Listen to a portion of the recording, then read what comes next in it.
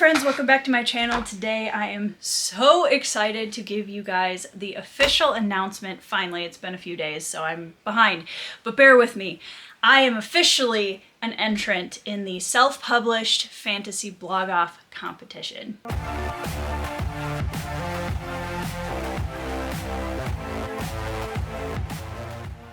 Alright guys, so this video I'm going to be talking to you guys a little bit about my entry into the SPFBO contest. I'm going to explain a little bit for those of you who are like, what the heck did you just say? So SPFBO stands for the Self-Published Fantasy Blog Off, and it is a competition that was founded by Mark Lawrence himself, the traditionally published author of some incredibly well-known and well-loved fantasy series, Book of the Ancestor, Broken Empire, and he just released The Book That Wouldn't Burn, which is a book that you've probably seen somewhere around BookTube recently because it just came out and it is creating a lot of buzz. Mark Lawrence created this competition to showcase up-and-coming indie fantasy authors and give them a place to get some spotlight, some exposure, and one lucky winner to take the crown out of the entire pool of entrants. So, how does SPFBO work? Well, SPFBO is a capped competition, which means that there are only a certain amount of entries that can be in it every year.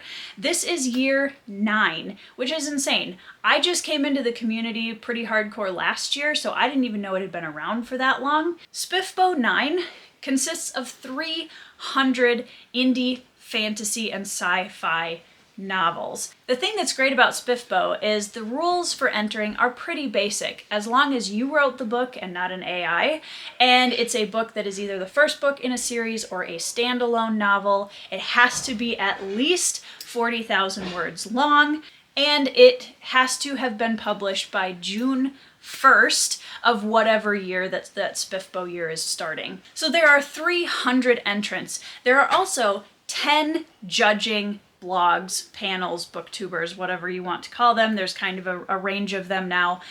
Each of these 10 judging groups takes 30 of those 300 books.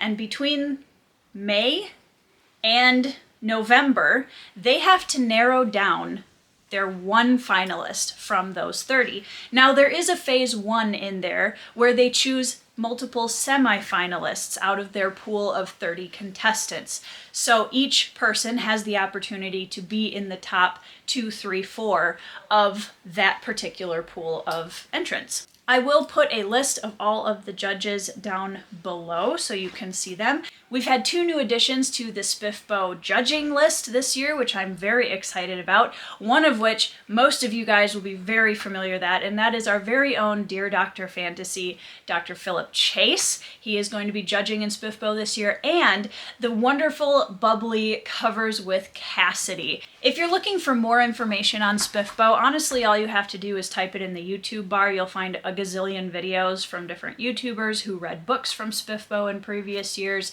people talking about SPFBO, people vlogging SPFBO entrants, all of the above. After November, this is a long competition, it takes almost an entire year. After November, when the blogs have narrowed down their finalists, all 10 of the judging groups read all 10 of the finalists, and from that pool of 10 is chosen the final winner, which is announced at the end of April. I decided this year that I wanted to throw my name in the hat and come in and see what it was all about as a participant. I'm very, very excited to announce that my YA Dark Supernatural Fantasy Phased is in the running for SPFBO 9. I am a part of the Fantasy Faction judging group, which is, again, down below. You can check them out. And I am in a group with a lot of people I know. It was really funny when I saw the listing of who was in what judging group, and I realized that a huge pool of people that I knew was all in Fantasy Faction with me. So it's going to create a great dynamic, I think, because obviously, I mean, it's competitive, but we're all friends, so it makes it a little bit different. If you're unfamiliar with Phased, on the surface, it is the story of 2 werewolf sisters, Val and Lila Blackwood, who are fighting for their freedom. They've been captured by an organization that is trying to teach them to suppress who they are as werewolves so that they can safely assimilate into human society. Now, things are not quite as simple as they seem, and these girls have been nothing more than lab rats for quite a few years, and they are carrying a lot of trauma. Now, basically, they're given one chance to go out into the world and prove that they can assimilate into human society, or they will be sent back to those stark white selves, possibly forever. That's what the story is on the surface. In the undercurrent, Phased is a story of survivorhood. It's a story of fighting for who you are in the midst of trauma. It is about coping mechanisms. It's about the bond of friendship and sisterhood and learning to love people when you're afraid of being hurt. Phased was a very personal project for me, and I am just so excited to see it listed among all of the incredible entrants for SPFBO number 9, and we shall see how far it goes. A great resource for any of you that are looking to see just what books are included in the contestants of SPFBO 9, I'm going to put down in the description box below a link to ZACK ARGYLE's website. ZACK ARGYLE is the author of the Threadlight trilogy, and he's a major name among the indie fantasy community. He has a great resource on his website where you can just kind of quickly visually see all of the covers of all of the books and which judging group they are all in, and you can click on each cover and it'll take you right to Amazon. So if there are any that look interesting to you, please feel free to support the artists as we get going here in SPFBO. I will be reading and reviewing quite a few of the contestants in SPFBO this year. A lot of them were already on my TBR, so it really wasn't that big of a jump for me, but I added quite a few after seeing the lists. It's not good for the TBR. There are so many good books in this year's competition. I'm just blown away by the quality that the self-pub industry continues to produce. So I hope that if you're not familiar with SPFBO, that you will jump in and follow along with us. I will do my best to keep you guys updated through the year with my side of the story and how Phased is doing, but I will also be including quite a few reviews and possibly vlogs and maybe author interviews. I'm not entirely sure what all we'll get to this year. I'm certain there will be enough of all of the above to keep us busy. So I have on my lap here a very heavy stack of physical copies of some of this year's contestants. I am definitely going to be doing a video shortly where I'm going to talk about the top 15 to 20 books that I am planning on reading for SPFBO. I'm sure I'm going to get to more than that before the end of the year or before next year when SPFBO ends, but I am going to do my best to read quite a few of the SPFBO entries, some of which were already on my TBR, so it just gives me an extra excuse to get to them sooner. But I figured I would show you guys some of the books that are in this year's competition that I actually own on my shelves. The first one was very kindly sent to me by the author, and that is Springtide Harvest by J.D. Mitchell. Just from checking out the back blurb, I know that this story involves a little bit of coming of age. We have some orcs, we have a monster-infested forest, we have a cheerful band of misfits, which honestly is one of my favorite parts of any fantasy story. I'm very excited to get to this one. We also have Seeds of War by João F. Silva. This book has been generating some buzz, you guys. This one follows, I think, 3 different characters and has a very interesting magic system involving the use of smoke, which is fascinating. Also one that I'm very excited to get to. Also in the running is Seekers, The Winds of Change by my friend Troy Knowlton. This is another YA story. It is a coming-of-age story. This book also, if you check out the audiobook, was narrated by our very own Andrew D. Meredith, so you get the combination of Andrew's sultry narrator tones and Troy Knowlton's adventure writing. Sounds like a win. The next one is a book that I'm actually in the middle of reading right now. As you can see, I have my bookmark in there, and that is Heliotrope by Palmer Pickering. Palmer has had such an incredibly interesting life story, and you can see her life and experience coming through in the rich way that she tells her story. This opening chapter to Heliotrope is one of my favorites that I've read in a long time. It is beautifully written. Just beautiful. Next up is a book in a series that you guys have watched me hold up ad nauseum on the channel at this point.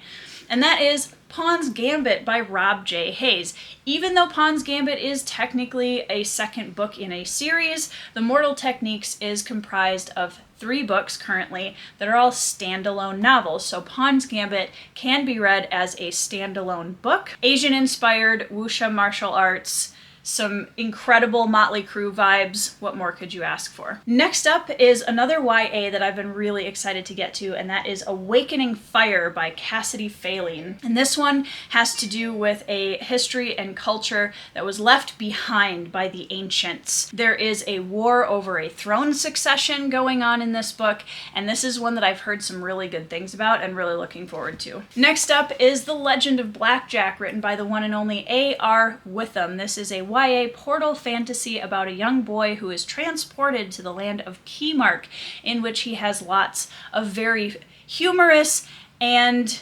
heartfelt adventures. There are a lot of really cool elements to this story, and I know that this is a book that I've had so many people tell me I will absolutely love. Another contestant for SPFBO is Mike Molman's Becoming a Druid. I have not had the pleasure of reading this one yet, but my husband did recently, and this one takes place in a world with a main character who is learning to be a druid, and something goes horribly wrong during his initiation quest, and everything goes from there. I really like the idea of fantasy surrounding druid characters, so I am looking forward to getting to this one. Now, I'm not entirely sure if I'm pronouncing this name correctly, so Michael, please correct me in the comments if I'm not, but Michael Mitchell, The Price of Power. This is another book that has been generating a ton of buzz this year. It is a grimdark military fantasy from what I understand, and there is some very high stakes going on in this book just from reading the back blurb. Definitely go check it out because I'm very excited to get to this book. I think it's going to be a wild ride. And last but not least in the stack is one that you can tell I've obviously read already and I've talked about on my channel, and that is Deathless Beast by Andrew D. Meredith. This is the start of Andrew's kind of magnum opus epic fantasy series that he is working on. And this book, to me, really embodies the idea of classic fantasy written for a modern audience. I know a lot of people talk about that and use that to describe books. This one truly embodies that. It is a slow burn with some of the most incredibly detailed and beautiful world building. This book also has holy orders with paladins and paladames, and there are so many interesting species, etc. This is a great book. You can check out my dedicated review for it if you are interested in learning more. So as you can see, that's not even touching the ebooks that I own from the SPFBO contestants, which when I do my SPFBO TBR video, I will include the ebooks that I own for the contestants as well, because the physical stack of books that I have to my right is only the tip of the iceberg from what I actually own. So I'm very excited to have read a small handful of the books in this competition and getting a chance to expand and read even more.